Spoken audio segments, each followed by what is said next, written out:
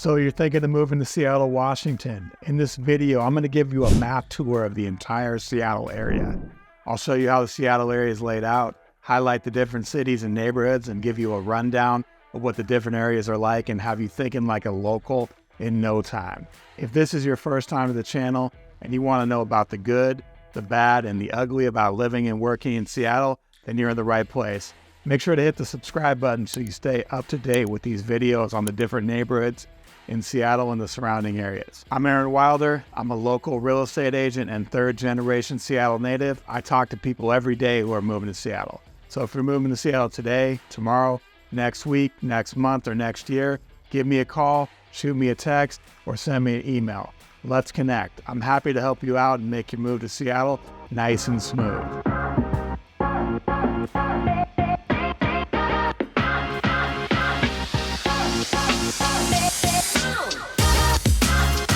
So in this video, I just want to give you guys a real high level tour of the entire Seattle area. So when people say they live in Seattle, really what they're talking about, a lot of people, is they're talking about this area between Everett and Tacoma, and then from the water to the mountains. This is the greater Seattle area. So this is a pretty large area. Inside this circle, there's about 4 million people that live here. If we're talking Seattle proper, which I'm going to outline here real quick, let me get rid of this.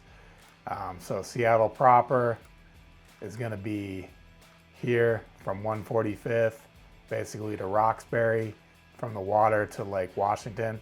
That's Seattle proper. This is the most dense area in the Seattle area. So this has about 730,000 people living in this box. And then the rest of the people are living, you know, outside of this box. To switch the color here, you know, they're living in the red. Oh, it's still black. They're living in this black area outside of that inside the box Seattle location, right? We also have some islands here that people live on. Vashon Island, Bainbridge Island. We got Woodby Island as well. People live on these, and actually people will live here and commute to Seattle. There's a ferry system that they can take in. You know, it really depends on what type of lifestyle you're looking for. So this is kind of the high level view of Seattle. I'm going to break it down even further. Anything north of the Ship Canal, this is the Ship Canal right here. There's a waterway that large boats from the Puget Sound can enter to Lake Washington. Anything north of the Ship Canal and south of 145th, which is right here, that's what we consider North Seattle. Now inside North Seattle, there's a whole bunch of different neighborhoods, different vibes. We're not going to talk about that today. You guys can come back and check out a different video. I'm going to drill down on each one of those neighborhoods in another video. But I just want to give you guys a general sense of what Seattle, like the layout of Seattle right now. So North Seattle, there's lots of tree-lined streets, very residential. You know, there's little towns inside of North Seattle, little areas where they have shopping districts, restaurants, bars, etc. Each one of these neighborhoods kind of has their own vibe. And then the same thing, you know, if we drill down even more, I'm going to zoom in here a little bit. You know, so if we get south of the Ship Canal, but north of downtown, this is downtown Seattle basically right here. Goes along the water, south of Queen Anne, west of I-5, north of the International District. This is downtown Seattle. So we have a couple neighborhoods in here that are pretty popular. Queen Anne and Magnolia. This is on a big bluff that jets out over the sound.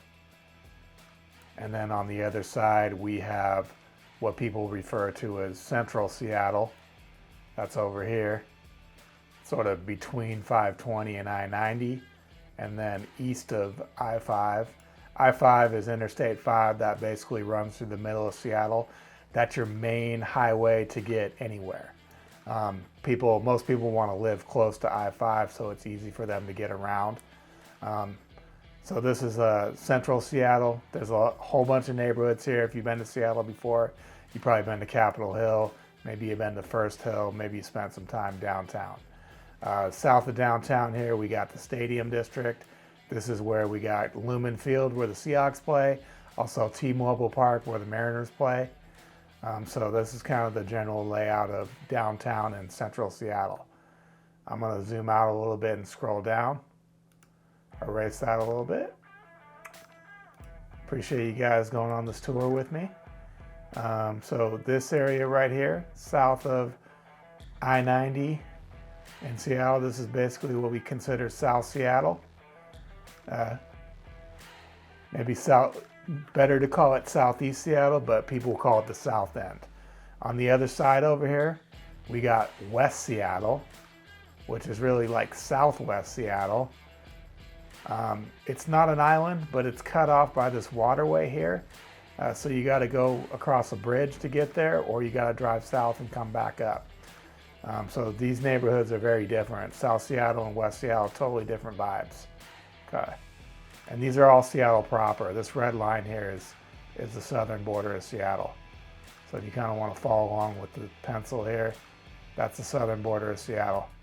Seattle proper. People still refer to this as the Seattle area, but that's Seattle proper. So let's get rid of that, okay? All right, let me zoom out a little bit, show you guys a little more stuff here. All right, so let's just draw a line at the city. This is where Seattle ends, and we get into what we refer to as the northern suburbs. The first thing you're gonna come across when you pass the Seattle, the Seattle city limits is you're gonna hit Shoreline. Shoreline is its own city. This is a really popular area. According to greatschools.org, they have some really good schools. And this is more affordable than Seattle, honestly. There's some waterfront areas in Shoreline, and then there's also, it gets over close to Lake Washington and you get into Lake Forest Park. You go a little bit north of Shoreline by the water, you start hitting Edmonds, which is another really popular area. Edmonds has lots of restaurants. They got a little main street. It's by the water. There's a ferry that can get you to the other side, to Kingston. That's this right here. You can hop a ferry and get over to the peninsula, do all kinds of outdoor activities. This is a totally different vibe over here, okay? I'm gonna drill down on the map a little more and give you guys a little bit more to look at here. So drilling down on the map so I can give you a little more detail of the north end here. We got a bunch of cities in the north end. And this is a pretty big area, really. Okay, so the whole north end basically goes from, we're here this is the Seattle city limits. It goes all the way up here, basically up to Everett, which is the next biggest city up here. And then it kind of goes over, this is what people are going to refer to as the north end suburbs. That's going to include Lake Forest Park, Shoreline, Mont Lake Terrace, Woodway, Edmonds. Linwood is a really, big area, centralized area. There's lots of shopping here. This is a good jump off point for a lot of people. You got easy access to I-5. You can also go down 405 and get to the east side, which I haven't talked about yet. You got easy access to go north. Some people are going to need to travel north. So this is a pretty central area for the northern suburbs. These are not quite as popular as, say, the east side, like Bellevue, Kirkland, Issaquah, those type of areas. But this is sort of an up-and-coming area. The Edmonds is definitely a hot spot. Woodway, this is real elite area. And then as you kind of get into Mount Lake Terrace and Briar, these are like your traditional suburbs. You're not going to really be close to the water here or close to the lake, but these are popular areas for people with families as well. According to greatschools.org, lots of good schools around here. Okay, gonna drill back out a little bit and zoom down. Just remember, I'm giving you guys a high-level tour. If you want to see more information about these areas specifically, check back on the channel. We're gonna have we're gonna do deep dives on a lot of these communities. All right, so drilling back out. So as you guys know already, we got Seattle here. That's Seattle, water to water, 145th to Roxbury. It's gonna clear that out. And then over here, we got what people are gonna call the east side. So the east side is gonna be everything that is east of Seattle, east of Lake Washington. It's gonna wrap around Lake Sammamish. So that's basically your east side. So a lot of people move here. They take tech jobs. They're working at Microsoft. People that work at Microsoft, they typically are going to want to live on the east side. So somewhere between Bothell and Renton, and then, somewhere between Bellevue and Sammamish and Redmond. So that's the east side. This is going to have a very different feel than Seattle. These areas all kind of started popping up in the 60s, 70s, 80s, 90s, 2000s. So the homes are newer, very different vibe. It's more spread out.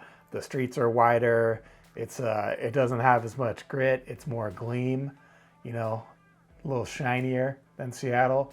More strip malls and newer stuff. Mercer Island is right in the middle there of the lake. This is a pretty phenomenal area.